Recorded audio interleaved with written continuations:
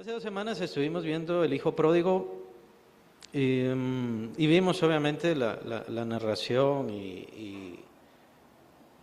y todo esto de los sucesos con respecto al Hijo Pródigo, su cambio, su transformación. Pero hay más cosas en la parábola, hay cosas muy interesantes y no solo en la parábola. En el capítulo 15 de Lucas. Bien podría decirse, el capítulo 15 de Lucas es de los más evangelísticos, es decir, en cuanto a las palabras del Señor Jesucristo, porque da muchos símbolos, da muchas imágenes precisamente sobre el Evangelio, sobre el agrado, sobre la bendición de que los pecadores vengan al arrepentimiento. Así que me pareció necesario y merecedor tomar más tiempo para ver la parábola del Hijo Pródigo, seguir revisando la parábola del Hijo Pródigo y probablemente también daremos tiempo para las otras parábolas. Ahí es donde está la famosa parábola de las 100 ovejas, que se pierde una, entonces el pastor deja las 99, va a buscar la que se le perdió. Y ahí pues obviamente tenemos ese himno tan especial para nosotros, eran 100 ovejas, ¿no?, que había en el aprisco. Y son pasajes bien importantes que han marcado la iglesia cristiana a lo largo de los siglos. Pero estamos en el Hijo Pródigo. El Hijo Pródigo, nada más para recordar, el Hijo Pródigo es aquel hijo menor que le pidió todas sus posesiones a su padre le entrega las posesiones que le correspondían a él, y él entonces se aparta del padre, se aparta de su casa, se aparta de todo lo que conocía, a un lugar a gastarse todo su dinero. Con sus amigos, con placeres, viviendo perdidamente, así lo dice también la parábola, estaba viviendo perdidamente. Y este muchacho, este joven, es el símbolo de todos los seres humanos. Todos los seres humanos nos hemos perdido, todos los seres humanos nos hemos desviado, nos apartamos como ovejas, escribe el profeta en el capítulo 53 de Isaías, nos apartamos como ovejas, cada quien se apartó por su camino, cada quien busca y hace lo que bien le parece. Y lo único que termina haciendo es gastarse los bienes, gastarse su salud, gastarse su vida, gastarse su condición y por supuesto viviendo perdidamente en un mundo que no le ofrece ningún futuro. Básicamente esa es la condición de todo ser humano. Todo ser humano es un pecador, apartado de Dios, alejado de Dios, sin conocimiento de Dios. Es muy contrario a todo lo de la religión. En la religión usted entra en la iglesia religiosa y ya estuvo, no se preocupe. Se tiene que mantener en la iglesia religiosa y haga lo que haga, ahí va a expiar algunos pecados y ese tipo de cosas y todo estará bien. Ejemplo de todo esto, y es la razón por la cual estoy hablando de esto, es que ya viene la llamada Semana Santa. De parte de la religión, para nosotros no es ni una Semana Santa, ni tenemos que hacer absolutamente nada más que recordar el sacrificio de Cristo. Pero, ojo, muy importante, no se trata de recordar el sacrificio de Cristo en ese momento, solamente porque es Semana Santa, entonces en ese momento vamos a recordar el sacrificio de Cristo. No, tenemos que recordarlo todo el tiempo. Por eso es que para nosotros no existe ninguna Semana Santa. Aún así, hay muchas iglesias que celebran los tiempos, celebran las fechas, hacen dramas, hacen presentaciones teatrales, cada quien es libre. Y la idea es, sobre todas las cosas, estar evangelizando. Y básicamente es eso lo que estamos viendo acá. Lo vimos hace 2 semanas y hoy otra vez, prácticamente estar evangelizando. ¿De qué se trata esto de convertirse? ¿De qué se trata esto de ser creyente? ¿De qué se trata esto de venir a Cristo Jesús? ¿Estamos entrando a una iglesia? ¿Somos parte de una filosofía? ¿Nada más estamos llamándonos hermanos, hermano aquí, hermano allá, venga, siéntese, regrese a su casa y ya estuvo? ¿O hay algo más? Y eso es lo que empezamos a ver con la parábola del Hijo Pródigo. Pues así como el Hijo Pródigo despierta, vuelve en sí, como dice la Escritura, toma conciencia de lo que dejó, de lo que perdió y de lo que ya no es digno, pero que se da cuenta que necesitaba regresar a su hogar, necesitaba regresar con su padre, necesitaba regresar a esa seguridad, a ese cuidado, a esa protección, necesitaba regresar a esa disciplina, necesitaba regresar a ese lugar donde habían preceptos, cosas que él tenía que hacer, responsabilidades que tenía que cumplir y por supuesto también beneficios. ¿Se da cuenta? Había perdido todos los beneficios, había despreciado los beneficios por los placeres, había despreciado el bien de su hogar, el bien de su futuro, un futuro realizado, ¿por qué? Por tomar esas posesiones que le dio el Padre en ese momento y desperdiciarla en nada. Todo ser humano es así. Todo ser humano somos de esa manera, fuimos de esa manera. Tal vez algunos más que otros, es posible. Hay quienes desechan más el dinero porque lo tienen, hay quienes desechan más la salud porque la tienen, hay quienes tienen su juventud y dicen, tengo mi juventud para gastarla, para hacer lo que yo quiera, para dedicarme a mis placeres. No necesito que nadie me diga nada. Pero esa juventud, ese dinero, esos beneficios se van a acabar. Es como que no se entendiera. Se van a acabar. ¿Y entonces qué le va a quedar? Es el propósito de regresar al Padre. El Padre en la parábola es la figura del Dios mismo. Y ese es el gran ejemplo de Dios. Es el ejemplo de la misericordia, de la espera, del llamado de Dios. Este Padre, el Padre del Hijo Pródigo, el Señor lo ilustra de una forma bellísima, hermosa. Ese Padre de seguro estaba esperando todos los días, viendo hacia el horizonte que regresara su Hijo. Cada tarde él terminaba su día esperando que regresara su hijo, hasta que llegó ese momento cuando el hijo pródigo dice, bueno, yo ya voy a ir con mi padre y le voy a decir, no merezco nada, no merezco ninguna cosa de ti, solamente por favor hazme uno de tus siervos. Y es entonces cuando regresa el hijo pródigo y desde el horizonte lo ve su padre y corre hacia él. Ese es el amor de Dios. Es lo que Dios está esperando de nosotros, es lo que Dios está esperando de todos los seres humanos, es lo que Dios está esperando de las personas. Ya viene esta semana religiosa, cada año se da esta semana religiosa y nosotros nos toca seguir repitiendo y repitiendo y repitiendo el mismo tema, la misma historia, porque ni siquiera conocen la verdad. Estas personas religiosas, las personas en la religión piensan que con cargar algo, con hacer algún rito, con vestirse de cierta forma, con eso agradan a Dios. ¿Sabe qué agrada a Dios? El arrepentimiento, el reflexionar, el querer regresar a Él, el querer volver a su casa, el querer tener una relación con Él personal. A Dios no se le compra con sacrificios, a Dios no se le compra con ofrendas, con diezmos, ni con ninguna forma. A Dios no se le puede comprar sus favores ni la salvación. A ver si nos salvamos.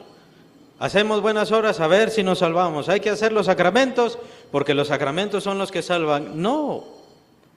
El único que nos puede dejar entrar al cielo es el Padre Celestial, porque es su hogar, es su casa, y es de donde nosotros salimos felices, para poder hacer el pecado, para poder seguir lo malo.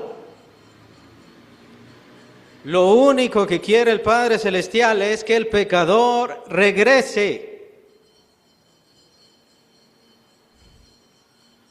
Para nosotros los evangélicos es tan importante entender este principio. Solo levante la mano, ya estuvo, ya creyó, ya es cristiano. Solo diga, creo en Cristo, ya estuvo, ya es cristiano. ¿Tiene una vida de cristiano? ¿Se ha arrepentido de corazón? ¿Ha regresado a Dios? ¿Está cumpliendo los mandatos del Señor Jesucristo? Nuevamente, aclaro, no quiero decir que haya condicionantes para la salvación. La pregunta es si regresó al Padre Celestial, si regresó a la casa de Dios, si regresó a tener una relación especial, personal, individual con Dios. Si no, no importa qué haga. Si no, no importa qué diga. Si no, no importa en qué se esfuerce. Simplemente no ha regresado a Dios. simplemente. Lo que Dios quiere es que el hombre se arrepienta, que reflexione sobre su vida. ¿Cómo es su vida lejos de Dios? Mire cómo es su vida lejos de Dios. ¿En las drogas? ¿En vicios? ¿Matrimonio destruido? ¿Matrimonio separado? ¿Hijos con problemas? ¿Con dificultades? ¿Por qué no reflexiona? Todo es porque ha tomado las bendiciones de Dios. Todo ese mal es porque ha usado las bendiciones de Dios para su propio deleite, para su propio placer, y lo que Dios dice no le preocupa. Por eso es. No quiere seguir el camino de Dios, no quiere buscar a Dios, no quiere tener una relación con Dios. Para Dios, para usted, lo que dice Dios no es importante. Y para muchos cristianos es bueno reflexionar esto, porque aunque vienen a la iglesia, tomen en cuenta que Jesús nunca dijo, quiero que estén en la iglesia cada semana. Jesús nunca dijo eso. No me malentiendan. La iglesia tiene sus funciones, la iglesia tiene sus principios y es necesario. Es necesario este recinto, pero este recinto no es la iglesia. Este recinto es de la iglesia, le pertenece de la iglesia, a la iglesia. La iglesia lo usa para sus funciones, para su misión, para su propósito. Pero esto no es la iglesia, así que con venir acá usted no está cumpliendo. Tiene que ser con cómo está su corazón. ¿Cómo está su corazón ante su Padre Celestial? ¿Estoy haciendo lo que Él dice? ¿He regresado a Él? ¿Estoy buscándole? ¿Estoy perseverando? ¿Me he dado cuenta que mi vida sin Él es un espanto? ¿Es una ruina? ¿O será que no? Tal vez hay creyentes que todavía no se han dado cuenta de eso. Todavía no se dan cuenta que lo que Dios quiere hacer de su vida es algo maravilloso. Pero no. Yo quiero hacer lo que yo quiero de mi vida. El problema con eso es que le espera mucho mal. Le espera enfrentarse a cosas terribles. La expresión del padre, del papá del hijo pródigo, es lo primero que vamos a ver. Tengan sus Biblias abiertas, por favor, capítulo 15 de Lucas. Lucas capítulo 15, versículo 24. Vamos a ver ahora en forma más profunda esto, o sea, no vamos a leer toda la historia es básicamente esa. Se encuentra el hijo pródigo con su padre lo abraza, le da ciertas cosas, vestido, un anillo, eso no lo vamos a ver en este momento, lo vamos a ver después, por eso no lo menciona. Pero el padre nos dice, el papá del hijo pródigo nos dice cuál era la situación de su hijo, por lo cual se fue, por lo cual desecha todos los bienes, todos los beneficios que tenía y lo feliz que está de verlo regresar. Versículo 24, estas son palabras del padre del hijo pródigo. Porque mi hijo muerto era. Esto lo menciona el padre del hijo pródigo después de decirles, traigan un becerro, vamos a sacrificarlo. ¡Qué felicidad! Regresó mi hijo, tenemos que hacer fiesta, él ha regresado. Bueno, él nos denota su condición, porque mi hijo muerto era y ha revivido. Se había perdido y es hallado. Y comenzaron a regocijarse todos. Esta expresión, la primera, la repite el padre, solamente que ya no se la repite al público, sino que se la repite a su segundo hijo. Tema lo cual no vamos a ver, lo dije hace 2 semanas, tiene que ver con aquellos que estaban molestos porque Cristo estaba con los pecadores. Entonces, el segundo hijo, el hijo mayor, tiene que ver con ellos. Ahorita no quiero reflexionar en este otro hijo mucho. Pero se repite estas palabras, el padre repite estas palabras a su hijo mayor en el versículo 32, es el final de la parábola y el final del capítulo. En el versículo 32, mas era necesario hacer fiesta y regocijarnos, porque tu hermano era muerto y ha revivido, se había perdido y es hallado. Una expresión muy fuerte, muy difícil, pero al mismo tiempo es muy importante y yo le llamaría hermosa. Es una expresión que se tomó para poder producir este himno de Sublime Gracia, uno de los himnos más importantes de toda la cristiandad y más profundos. Es un himno que habla de la miseria del pecador y el autor, el que está cantando, se identifica a sí mismo como un pecador, como un miserable, como un arruinado, pero logró encontrar en Cristo Jesús la salvación y la vida. Ahora en estos tiempos que recordamos el Evangelio, eso es lo que tenemos que recordar, de dónde nos sacó Cristo Jesús, de dónde tiende su mano el Padre Celestial para rescatarnos, en dónde era que estábamos, y así dejemos de ver como que es un favor que le hacemos a Dios. No, el favor lo hace Él, la misericordia la hizo Él. 2 veces se repite esta expresión, siempre es el mismo, el Padre del Hijo pródigo. Muerto era y ha revivido, se había perdido y es hallado. Solamente con que se repita 2 veces la expresión quiere decir que es algo muy importante. El Señor Jesús usa esta expresión también cuando pronuncia aquello de cierto, que en los textos significa amén, amén. El Señor está llamando la atención.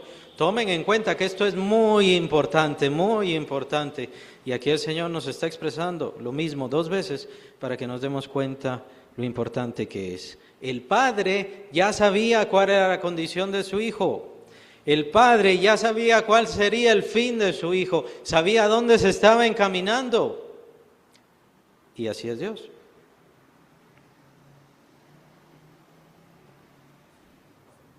Es lo que sabía. Que todos, mientras nos alejamos de Él, mientras nos apartamos de Él, mientras nos apartamos de su gozo, de su bendición, de sus mandamientos, mientras más nos apartamos, más nos estaremos perdiendo, hasta que el pecador se pierda completamente. ¿En dónde? En el infierno. Es una expresión del infierno. ¿Qué pasa? ¿Qué sucede con esas personas que están ahí en el infierno? Esas personas están perdidas. Esas personas ya no son las mismas.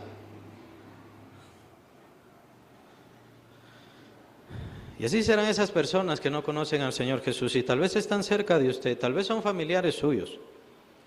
No crea que se van a ir al infierno y allá va a seguir siendo mi mamá, allá va a seguir siendo mi papá, mi abuelito, mi tío. No, se perdieron. No digo que no existan, se perdieron. Y ya no tienen forma de salir. Ya no tienen forma de encontrarse. Ya no tienen forma de regresar. La única genuina desgracia es que una persona se vaya a condenación. Esa es la única genuina desgracia. Morir no es una desgracia. Morir sin Cristo es así. Porque esa persona, esa vida, todos esos años, todo ese esfuerzo fue por gusto, completamente. Y es cierto que en el lago de fuego ahí van a estar, pero ya no están. Ya no son los que los conocimos. Están perdidos.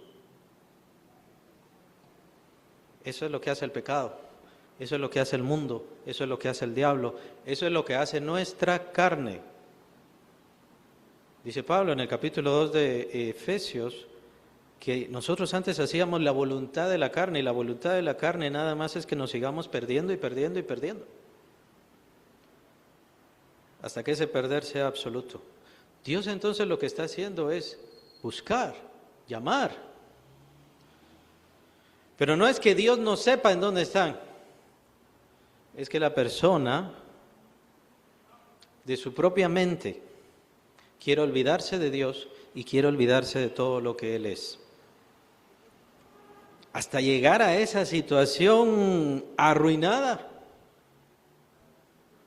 monstruosa, que son los que están en el infierno.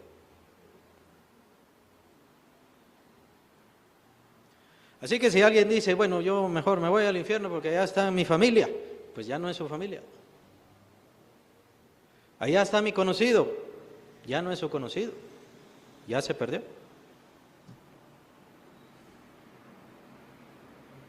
Y Dios está tratando de llamar y Dios le estuvo tratando de llamar.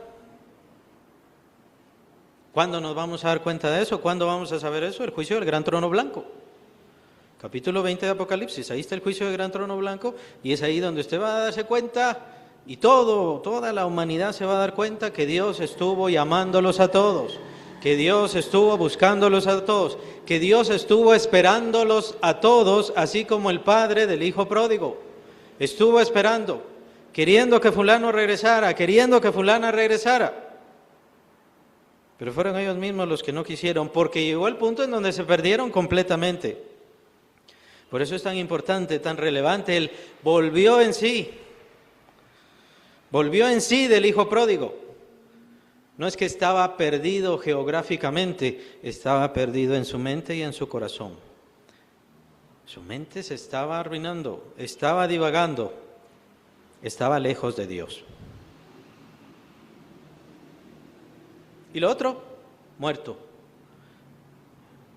Mi hijo muerto era, es una expresión un tanto extraña, es un indefinido extraño. Muerto era, pero todavía no estaba completamente muerto. Pero ya su camino de perdición es un camino de muerte. Es el camino de todos los seres humanos, es el camino de todas las personas. Eso es lo que tenemos que predicar, eso es lo que tenemos que hablarle. Esa es la condición a la cual tienen que llegar a reflexionar todas las personas. Que su vida así como está, es un camino en donde está muerto. Lo dice el apóstol Pablo, capítulo 2 de Efesios, que estábamos muertos en nuestros delitos y pecados. Ya estábamos muertos en nuestros delitos y pecados. Cristo no nos llama nada más, Cristo nos hace revivir. Nos da vida otra vez. Y esa vida está en Dios. Por eso tienen que entender los creyentes. ¿Qué es ser creyente? Ser creyente es cuando usted se define como hijo de Dios. Usted declara, usted hace esa invocación a Cristo. Invocación, lo dice capítulo 10 de Romanos, lo menciona el apóstol Pablo. Ahí está cerca la palabra, ahí está en tu corazón. Tú puedes llamar al Señor y pedir esa salvación que Él te ofrece. Y eso es lo que nos enseña el hijo pródigo. Hasta que Él reflexiona, primero reflexiona y después tiene que ir a hablar con el Padre. Perdóname. Ahora me doy cuenta. Ahora sé que mi vida sin ti es una ruina.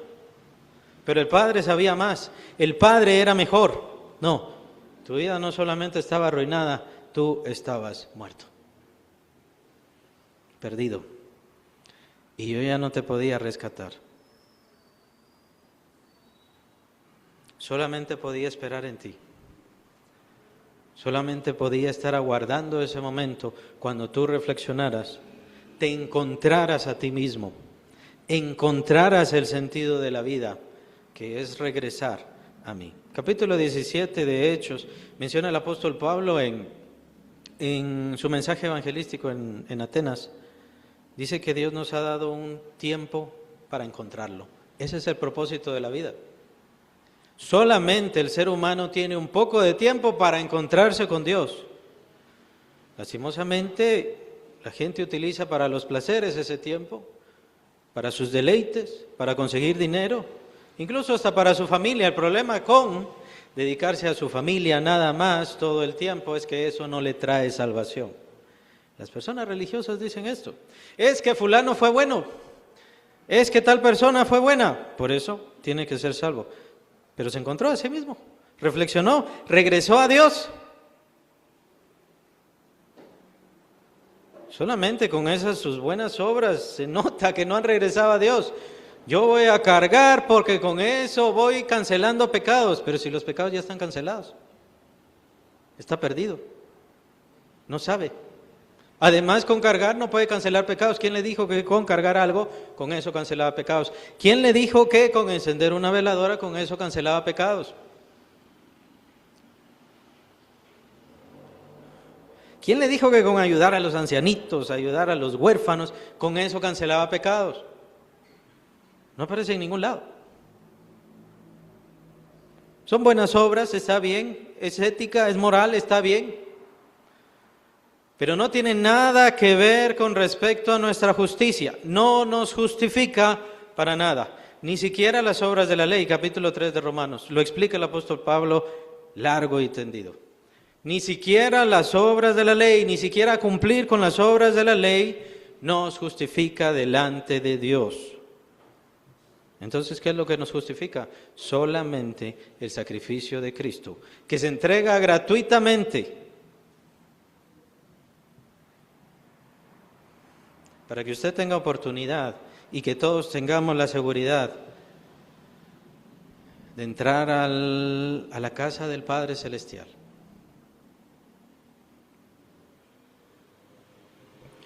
Claro, ¿por qué se condenan las personas actualmente? Porque desprecian esa salvación y desprecian al Salvador. ¿Y por eso se van a ir al infierno? Sí, por eso. ¿Y se lo merecen? Sí. No importa qué hagan, no importa cuántos ayuden, no importa cuántos sanen, no importa qué tanto dinero den, van a ir a condenación. Y dirán entonces las personas religiosas, pero si yo creo en Cristo, ¿de verdad creen en Cristo? Por algo es que carga, ¿no? Por algo es que hace los sacramentos. ¿De verdad creen en Cristo? La respuesta es no, no creen en Cristo.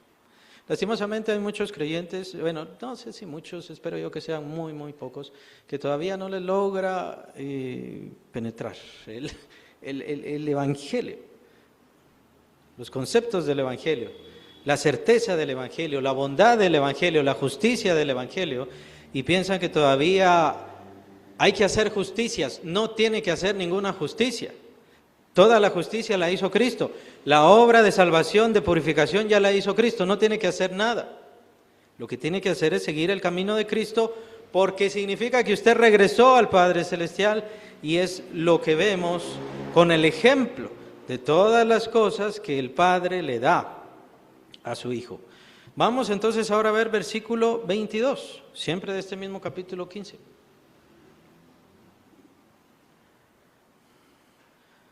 En el versículo 21, bueno, leámoslo, es donde el Hijo se confiesa. Y el Hijo le dijo: Padre, he pecado contra el cielo y contra ti, ya no soy digno de ser llamado tu Hijo. No somos dignos de ser hijos de Dios. No somos hijos de Dios porque seamos dignos. Somos hijos de Dios porque Él nos hizo hijos. No somos justos por nuestras propias acciones, somos justos por la obra de Cristo Jesús. No recibimos beneficios y bendiciones por nuestras acciones. Las recibimos por la gracia de Cristo. A nosotros nos corresponde andar en esas buenas obras, en esa gracia, en esa bendición que hace Dios para nosotros. ¿Qué es lo que hace el Padre? ¿Lo rechaza? ¿Lo desprecia? Es lo que hace la religión. No, es que ni siquiera puede hablar con Dios. Necesita intermediarios. Necesita gente muchísimo mejor que usted para que hablen con Dios. Y no es solo uno, no es solo dos, qué bueno fueran. Son todos los santos, todos los padres teólogos, todos los padres apostólicos, la Santísima, el Arcángel Miguel, porque como que no era suficiente, ¿no? Al Arcángel Miguel también hay que pedirle, especialmente si quiere protección. Entonces solo el Arcángel Miguel le puede ayudar. Parte de todo esto también es que el Señor Jesús está bravo, el Señor Jesús está enojado, porque el Señor Jesús quiere que hagan lo bueno, que hagan lo justo. Entonces por eso no hay que pedirle al Señor Jesús, hay que pedirle a su mamá, que su mamá siempre está contenta y feliz, no se molesta con los pecadores ni con los malhechores. La religión, ¿qué hace la religión? Separa a las personas de Dios. ¿Puede un religioso creer en Cristo? No. Para que un religioso crea en Cristo, o si de verdad cree en Cristo, va a tener que salirse de la religión. ¿Qué hace el padre con su hijo que se ha confesado, con su hijo que regresa a él arruinado, con el hijo que se arrepiente de su pecado y de su maldad? Versículo 22, pero el padre dijo a sus siervos, sacad el mejor vestido y vestidle, y poned un anillo en su mano y calzado en sus pies. ¿Se da cuenta que esta es una figura de lo que hace Dios con nosotros como creyentes? ¿Se da cuenta que estos somos nosotros como creyentes ante el Padre Celestial? Dios nos viste como hijos suyos. Cuando regresamos, nos viste, pero no nos da cualquier vestido, nos da el mejor vestido. Nos da el vestido más hermoso, más precioso, es el vestido de su Hijo. Capítulo 3 de Gálatas dice el apóstol Pablo que aquellos que hemos sido bautizados en Cristo Jesús, de Cristo estamos revestidos. Es por eso que no necesita vestirse de cierta forma. En el Antiguo Testamento estaban estas vestiduras especiales para los sacerdotes, eran blanquísimas, purísimas. Hasta ropa interior tenían, el Señor les mandó hasta ropa interior en aquel entonces. ¿Por qué nosotros no tenemos que hacer eso? Vestirnos de forma blanca, pura.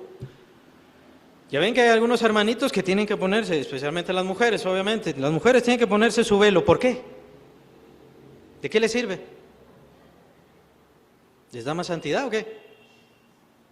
¿Necesitan ser santas? ¿La mujer no es santa? Si la mujer está revestida de Cristo, ¿por qué necesita otros vestidos supuestamente de pureza?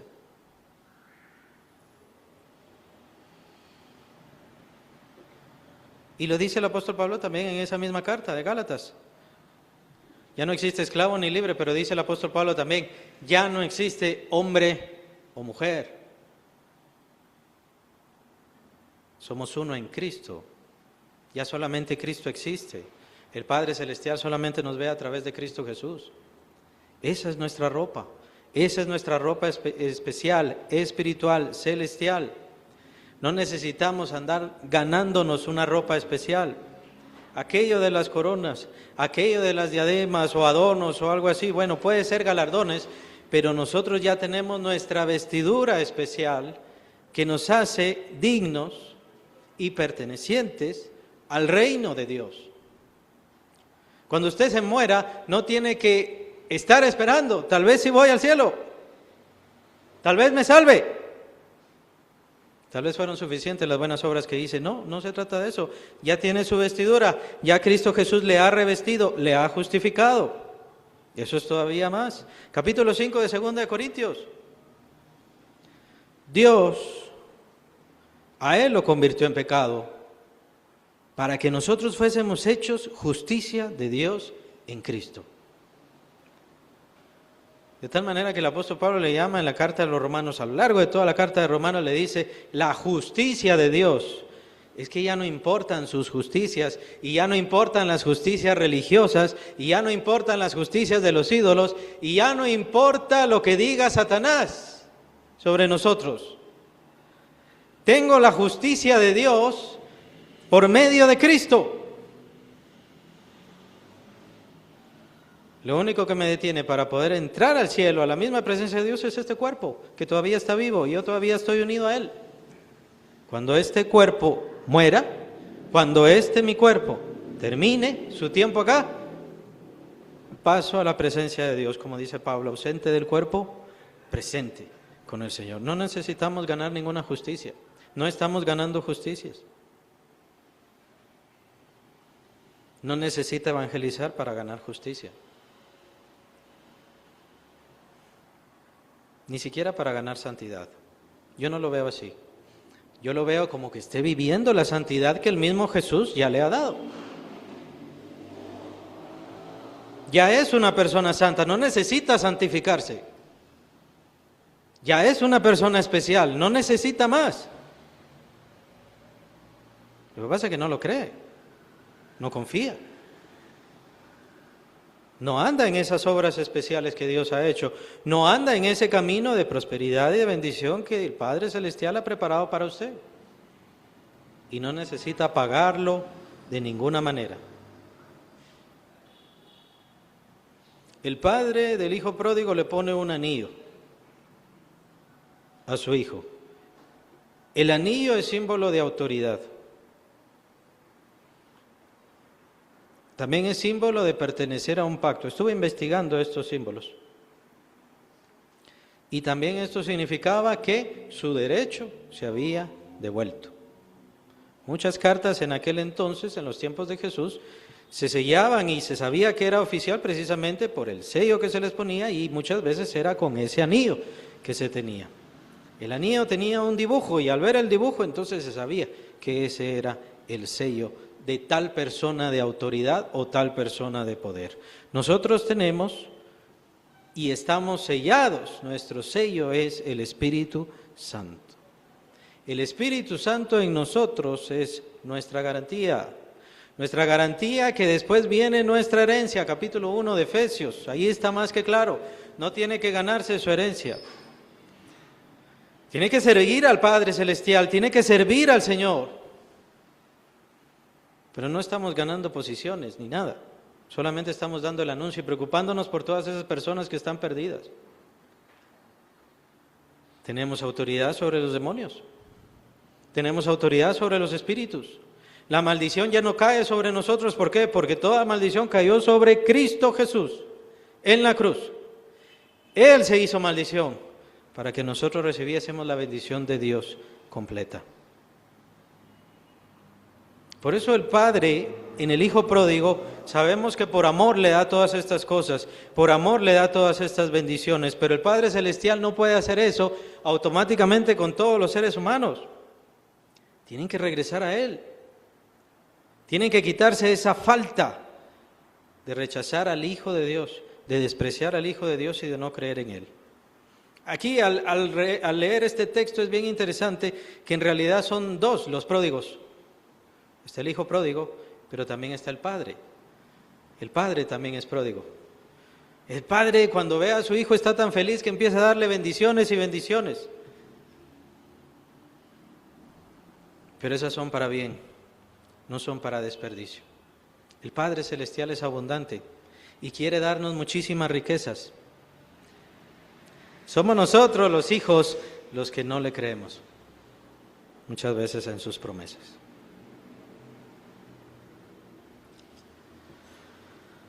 Lo último, y poned, un anillo en su mano, y lo último, y calzado en sus pies.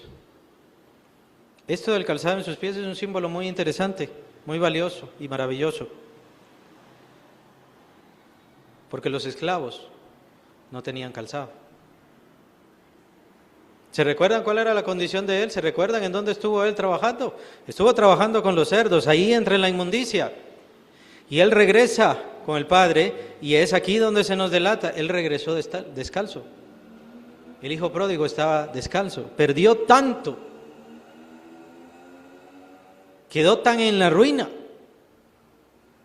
que estaba en la condición de esclavo. Él regresa con su padre y regresa con la condición de esclavo que adquirió ahí cuando estaba entre los cerdos. Lastimosamente muchos cristianos todavía se quedan en esa condición. Es que yo no merezco, es que yo no soy digno. ¿No se da cuenta de lo que el Padre Celestial hizo con su vida? ¿No se da cuenta que el Padre Celestial le quitó esa condición de esclavo? Rompió sus cadenas, le quitó la esclavitud y lo hizo un señor, un hijo, un heredero en su casa celestial, en su reino celestial. ¿Qué tiene que hacer? Lo que tiene que hacer es creerlo, confiar, amar a Dios, amar al Señor Jesucristo, regocijarse como está en esta parábola. Lo que queda es el regocijo, la alegría Qué bueno que ha regresado y que ahora está en su casa, en la casa en donde pertenece, pero ya no es esclavo, ya no está desnudo y no es indigno. No somos indignos, somos hijos del Rey, somos coherederos con Cristo de toda la eternidad.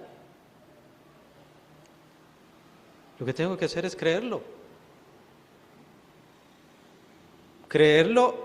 y que mi fe y mi seguridad permanezca hasta el final de mi vida.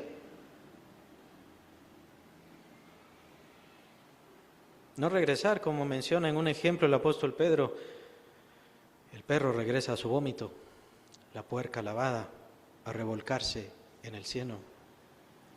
¿Por qué algunos cristianos regresan a eso? Porque no tienen fe, porque no tienen seguridad, porque no han vuelto en sí, porque no han regresado, están viviendo una religión, y en la religión usted tiene que cumplir y cumplir y cumplir, y tal vez tiene que dar y dar y dar, tal vez.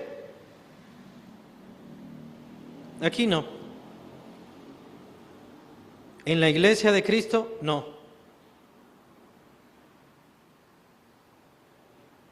En la iglesia de Cristo Jesús, es Él, es el Padre Celestial y es el Espíritu Santo que le ha dado todo a usted.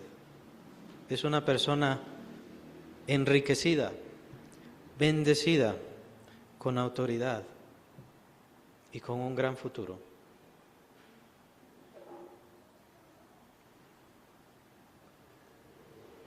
Depende de usted si lo cree. Depende de cada uno. Vivirlo, caminar, retenerlo y sobre todas las cosas, por supuesto, compartirlo. Imagínense, qué gran alegría fui a Dios y Él me dio tantas bendiciones y tantas riquezas. Eso es lo que hay que decirle a las personas afuera.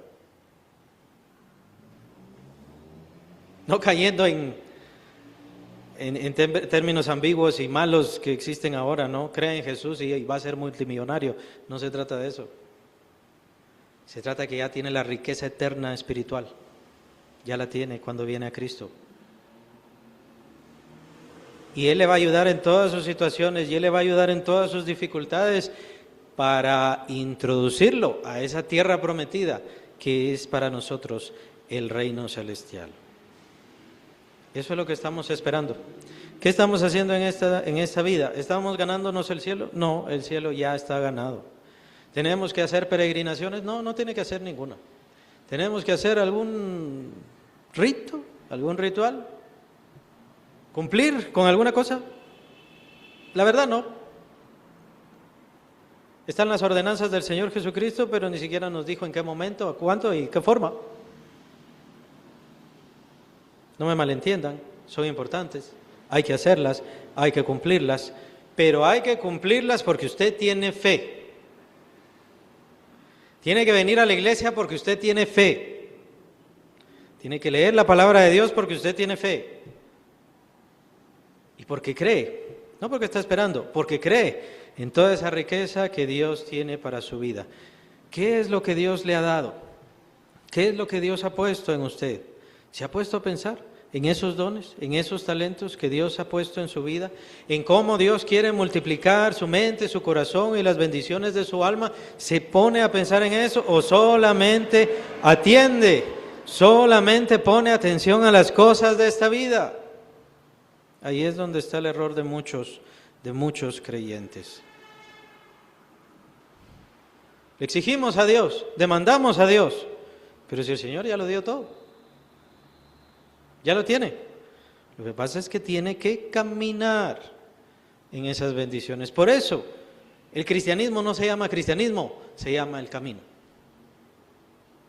Ese es el primer nombre. La iglesia no es la iglesia evangélica, es el camino.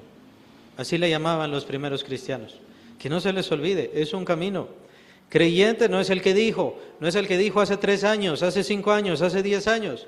Creyente es el que ha regresado a la casa del Padre y sigue viviendo y disfrutando de esa paternidad y cumpliéndole a Él, agradándole a Él en esa paternidad preciosa que se le ha sido devuelta por medio de Cristo Jesús. Si no fuera por Cristo Jesús, el Padre no sería nuestro Padre, el Espíritu no viene a nosotros y por supuesto no tendríamos justificación ni entrada al cielo. Ya todo eso lo tenemos, por lo tanto no tenemos que buscar más.